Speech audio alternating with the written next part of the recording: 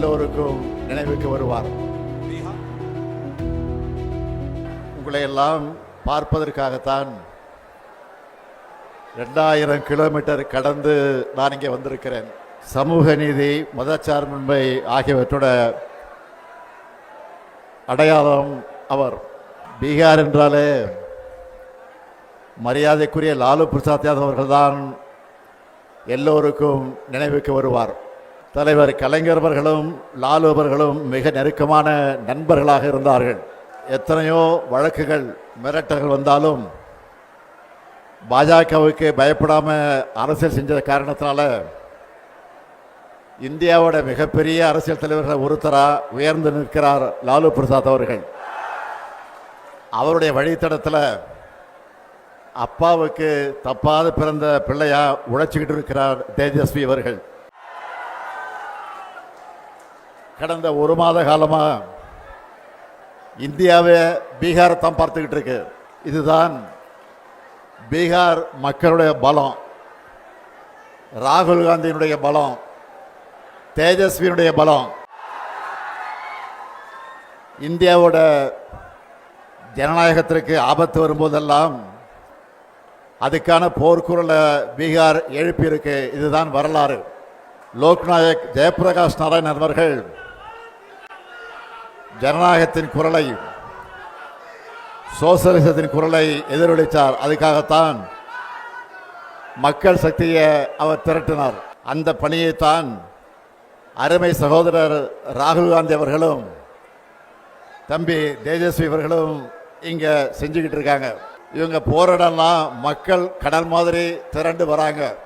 அதுலேயும் தேஜஸ்வி அவர்கள் கார் ஓட்ட அதில் ராகுல் காந்தி பயணம் செஞ்ச காட்சியை பார்த்தேன். ஏன் மோட்டார் சைக்கிள் பயணத்தை நான் பார்த்தேன். உங்களுடைய நட்பு அரசியல் மட்டும் கிடையாது, 2 உடன்பிறப்புகளோட நட்பு. ஜனநாயகத்தை காக்க, மக்கள் நலனுக்காக நீங்க ஒன்று சேர்ந்திருக்கீங்க. பீகார் எலெக்ஷன்ல உங்களுக்கு வெற்றியை பெற்றுத்தரப்போறது இந்த நட்பு தான். பாஜகவோட துரோக அரசியல் தோற்க போகுது. தேர்தலுக்கு முன்னாடியே உங்களுடைய வெற்றி உறுதியாயிடுச்சு. அதனால தான் இந்த வெற்றியை தடுக்க பார்க்குறாங்க. நியாயமா முறைப்படி வாக்குப்பதிவு நடந்தா பாஜக கூட்டணி தோத்துடும்னு மக்களான உங்களை வாக்களிக்க விடாம தடுக்கிறாங்க. தேர்தல் ஆணையத்தை கீ கொடுத்தா ஆடுற பொம்மையா மாத்திட்டாங்க. 65 லட்சம் பீகார் மக்களை வாக்காளர் பட்டியலிருந்து நீக்கினது ஜனநாயக படுகொலை. சொந்த மண்ணில் பிறந்து வாழ்ந்த மக்களை வாக்காளர் பட்டியலிருந்து நீக்கிறதை விட பயங்கரவாதம் இருக்க முடியுமா? எல்லா அடையாள அட்டைகளை வச்சிருந்தாலும் அவங்கள அட்ரஸ் இல்லாதவங்க போல ஆக்குறது அழித்தொழிப்பு தானே. சகோதரர்கள் ராகுலும் தேஜஸ்வியும் பெறப்போற வெற்றியை தடுக்க முடியாத பாஜக கொல்லைப்புற வழியா இந்த வேலையை பார்க்குது. இதுக்கு எதிராக என்னோட சகோதரர்கள் முன்னெடுத்துள்ள இந்த போராட்டத்தை வாழ்த்துறதுக்காகத்தான் நான் இங்க வந்திருக்கிறேன். அதுலேயும் குறிப்பா ராகுல் காந்தி அவர்கள் தேர்தல் ஆணையத்தோட வாக்கு திருட்டு மோசடிகளையும் அம்பலப்படுத்திக்கிட்டு இருக்கார்.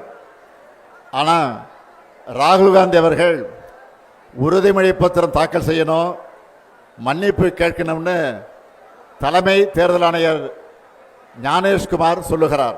இந்த மிரட்டலுக்கெல்லாம் ராகுல் காந்தி பயப்படுவாரா? ராகுல் காந்தியோட வார்த்தைகள்லையும் கண்கள்லையும் எப்பவும் பயம் இருக்காது. ராகுல் காந்தி அவர்களை பொறுத்த வரைக்கும் சும்மா அரசியலுக்காக, மேடைகளுக்காக பேசுறவர் கிடையாது. தான் பேசுகிற ஒவ்வொரு வார்த்தையும் மிகுந்த கவனத்தோடு பேசுகிறவர் அவர். இப்போ ஏன் பாஜக அவர் மேலே பாயிறாங்கன்னா, பாஜக தேர்தலை எப்படி கேலி கூத்தாக்கிடுச்சுன்னு ராகுல் காந்தி வெளிச்சம் போட்டு காட்டிட்டார். அந்த ஆத்திரத்தில் பாஜக அவர் மேலே பாயிறாங்க. மக்களுடைய வாக்குரிமையை பறிக்கிற பாஜகவோட அதிகாரத்தை மக்கள் நிச்சயமாக பறிப்பாங்க.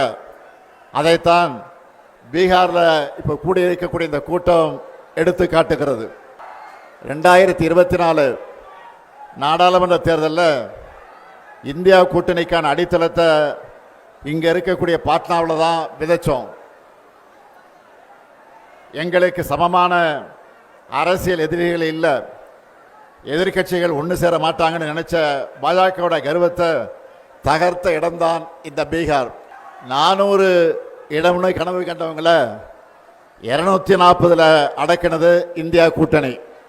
மெஜாரிட்டின்னு ஆட்டம் போட்டவங்க மைனாரிட்டி ஆகிட்டாங்க.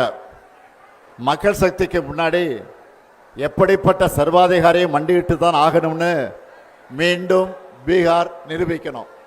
அருமை சகோதரர் ராகுல் காந்தி அவர்களே, நீங்கள் இன்னைக்கு இந்தியாவுக்கான வழக்கறிஞராக இருக்கீங்க. இந்திய மக்களுக்கு நீதி கிடைக்கும், இந்தியாவில் ஜனநாயகம் தழைக்கும். மக்கள் சக்திக்கு இணையானது எதுவும் இல்லைன்னு சகோதரர் தேஜஸ்வி காட்டிக்கிட்டு இருக்கார். நீங்கள் 2 பேரும் பீகாரில் பெறப்போகிற வெற்றி தான் இந்தியா கூட்டணியோட அடுத்தடுத்த வெற்றிகளுக்கு அடித்தளமாக அமைய போகிறது. பீகார் சட்டமன்ற தேர்தலில் நீங்கள் வெற்றி பெற்ற பிறகு நடைபெறக்கூடிய வெற்றி விழா கூட்டத்தில் நிச்சயமாக உறுதியாக நானும் பங்கேற்பேன். நன்றி, வணக்கம்.